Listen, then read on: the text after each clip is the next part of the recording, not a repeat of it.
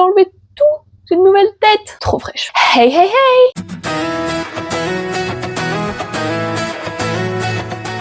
J'espère que vous allez bien, moi ça va super méga giga bien. On se retrouve en ce 1er juin pour une pile à lire et cette fois je ne serai pas à la bourre, je le jure, je le promets, vous allez avoir la pile à lire le 1er juin. On est encore une fois sur 12 livres, alors je vais vous en présenter 13 parce que je vous tourne ça le 31 mai et je ne sais pas si je vais réussir à finir un livre ou pas, c'est le premier livre que je vais vous présenter. Si jamais il n'est pas fini le 31, il est fini le 1er, donc le jour où vous voyez cette vidéo. Donc du coup j'ai préféré le mettre quand même en me disant, comme ça au moins si vous le voyez passer dans les réels, c'est lundi que lisez-vous. Pas d'embrouille. Bref, du coup, c'est parti, on discute pas plus. On est parti sur 12 livres. J'ai essayé de rajouter un petit peu de romance étant donné qu'il y a eu le mois de la fantasy, vraiment le mois dernier. Donc, on est parti, c'est parti, on y go. Go.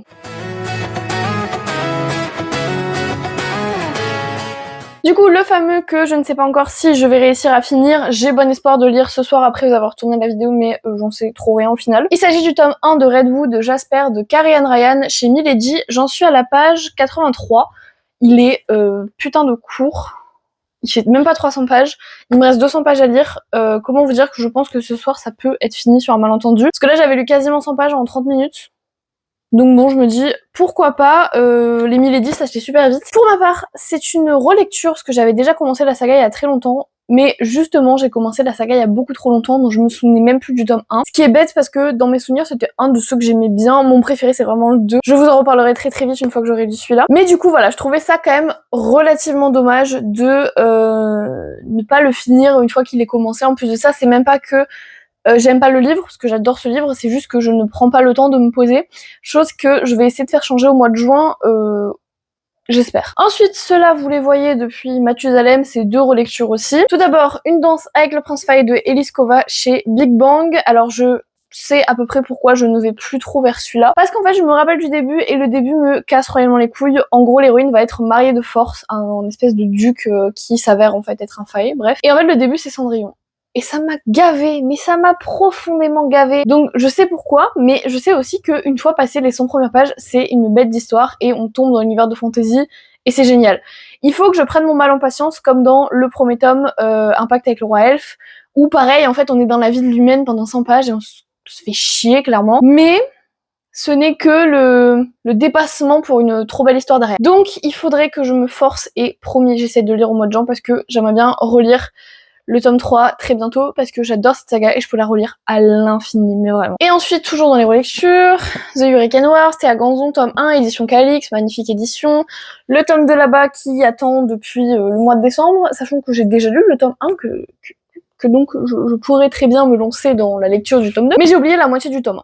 Et je n'ai pas envie de lire un résumé spoilant, j'ai envie en fait de me souvenir des choses parce que j'ai lu le livre et j'ai très envie de relire le livre au-delà de ça. J'avais surkiffé vraiment The Hurricane Wars, ça va faire 2 ans que je l'ai lu, vous vous en doutez bien, compliqué de se souvenir des petits détails. Donc je suis spoilée sur la moitié du roman, mais c'est pas grave.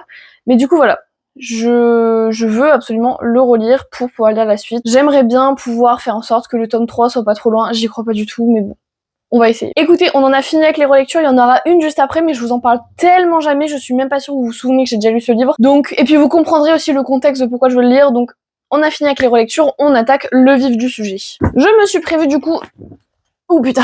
Je me suis du coup prévu des romances, comme je vous l'ai dit, puisque j'en avais un peu marre de la fantasy. Et donc, je me suis prévu King of Sin, le tome 1, La colère de Anna Wong chez Hugo Roman. Alors, il a été bouffé par mon ancien lapin, parce que j'avais acheté à l'époque où j'ai eu mon lapin. Voilà. C'est pas grave, ça me fait un souvenir de lui, parce que Bichon, il n'est plus de ce monde. En gros, nous sommes dans une histoire entre milliardaires et mariage arrangé, et je suppose que du coup, au milieu du mariage arrangé, il va y avoir un peu des sentiments, des contradictions, des machins comme ça. J'aime beaucoup ce genre de livre, et ça me permettrait de rentrer dans Anna Wong, parce que j'avoue, il y a mon chien à côté. Du coup, ce serait une super porte d'entrée dans l'univers de Anna Wong parce que du coup, je n'ai jamais lu les Twisted et je sais pas pourquoi d'ailleurs, mais ça peut être une bonne façon de l'introduire pour que je puisse du coup les lire. Ça va être chiant. Ensuite, romance aussi, mais pas du même genre. La révolte de la reine, tome 1, il y a un nom. Inhéritance. Je pense que La révolte de la reine, c'est le tome 1 et le nom de la saga, c'est Inhéritance. De Morgane Moncombe chez Hugo, je l'ai acheté vraiment à sa sortie. Ah oui, j'ai commencé. J'ai lu ça. Voilà, c'est pas beaucoup. Du coup, j'ai très envie de le lire parce que je vois les avis qui commencent à pop un peu partout. Alors, j'ai essayé d'éviter tout ce qui est service de presse, etc. parce que bon, on sait jamais. Et là, je commence à voir les avis des gens comme moi, des pauvres pleutres qui ont acheté le livre avec leurs moyens et qui du coup ont pris le temps pour le lire. Et du coup, je commence à me dire que ça peut être quand même vachement intéressant. Donc voilà, j'ai vraiment hâte de lire. J'adore la romance historique. Il y a pas Arrête de te frotter à mon lit, mais c'est pas vrai. On va enfin être tranquille parce que du coup, il faisait un bruit de mort parce que bon, Bichette il a chaud, mais ce chien fait du bruit de toute façon toute sa vie, quoi qu'il arrive, chaud, froid, vent. Il s'est dit ce soir, j'ai pas envie qu'elle fasse sa vidéo, la grognade. J'étais dans une très grosse période romance historique il y a pas si longtemps que ça et j'avais commencé à essayer de le lire au mois d'avril. J'ai pas lu grand chose au mois d'avril, autant j'ai eu un mois de mars très productif, ce qui est très ironique parce que c'était le mois de mes examens et le mois d'avril c'était le mois de rien du tout. Mais du coup j'ai été très productive au mois de mars, beaucoup plus qu'au mois d'avril et au mois de mai réunis, c'est vous dire à quel point je n'ai pas lu au mois de mai. Du coup voilà, il me branche bien en vrai en mode romance historique, ça peut être vraiment cool, du coup je me le suis mis dans la pile à lire. Ensuite alors lui, vous le voyez depuis beaucoup trop longtemps, on arrête d'en parler, je vous en supplie. À Cotard, Un palais de colère et de brume, tome 2, Sarah Dimas, La Martinière. Il faut que j'avance, tout simplement, basta, voilà, on arrête d'en parler, j'en parle à chaque pile à lire, on va peut-être se calmer. On va parler de la fameuse relecture dont je vous parlais, et vous allez comprendre dans le contexte à quel point c'est bien, The Deal, tout simplement, tome 1 de Off Campus de Elle Kennedy. La série vient de sortir sur Prime, j'ai envie de convertir mon chéri à cette série. Elle Kennedy, est-ce que j'ai besoin de le présenter? Très honnêtement, je ne pense pas, parce que je pense que vous connaissez tous The Deal et j'ai plus de batterie, c'est génial. Ok, on touche plus à rien, putain ce montage il va être compliqué. Donc voilà, je pense que je ne le présente plus, pour ceux qui veulent le lire, je vous assure qu'il est trop bien, moi je le lisais, moi j'étais présente à l'époque des couvertures abdos, je vous la mettrai là. Je lisais ça en 3ème au collège en perme, et je suis étonnée que personne m'ait jamais rien dit parce que c'était quand même pas terrible comme couverture de bouquin. Mais il est vrai qu'à une époque, j'étais dans le camp des originels et j'avais les vieux abdos dégueux. Voilà. Et du coup, petite relecture en vue de tout simplement regarder la série parce que je me fais beaucoup trop teaser, j'aime beaucoup trop ça. Après, étant donné que dans la saison 1, il y a aussi The Score en même temps, il est possible que du coup je me fasse l'intégralité de la saga avant de me faire la série. C'est une possibilité à envisager. Bref. Ensuite, c'est quelle pile celui-là? Encore de la romance. Cette fois-ci, on change vachement de registre. Nice to Meet You de Samantha Morgan et Ellie Diossa chez Plume du Web. On est sur une détective privée qui va intégrer le Met, donc le musée de New York, voilà, pour mener une enquête, et donc elle va rencontrer un professeur là-bas et ils vont tomber amoureux. Donc on est vraiment sur un truc très différent. À chaque fois que je vous parle de Bones, là c'est juste la curiosité et le fait que ça se passe au Met, voilà, dans les artefacts égyptiennes et les momies, fin fond du département archéologie. J'ai trop hâte. Et en plus de ça, je le vois pas passer partout et je trouve ça très bête parce qu'il a l'air vraiment génial. Du coup, voilà, je vous le mettrai en avant avec plaisir. Ensuite, relecture. Ah oui, en fait, j'ai pas mal de relectures. Mais c'est des relectures dont je vous parle pas souvent, donc ça va. C'est la carte des confins, oui, tome 1 de Marie Replin chez Pocket Jeunesse parce que du coup, j'ai le tome 2 dans la pile à lire depuis un bon bout de temps. J'avais adoré le tome 1 et ça fait très longtemps que je veux relire le tome 1 pour me faire le tome 2, ce qui me paraît un peu logique. Et ben j'y arrive pas, donc voilà, je me suis dit que le mettre en pile à lire de jour ça peut être sympa. On est avec des pirates, ça sent l'été, ça sent bon sur la plage. J'ai vraiment hâte de le lire et voilà, je pense que je ne vais en faire qu'une bouchée. Ensuite, lui, vous l'avez vu le mois dernier, et c'est vrai que vous le voyez pas très souvent, donc je le ressors, parce que, et surtout, j'ai envie d'avancer dans la saga. Divine Darkness, le tome 3, Les Cristaux Arcaniques de Anatrice chez Hugo.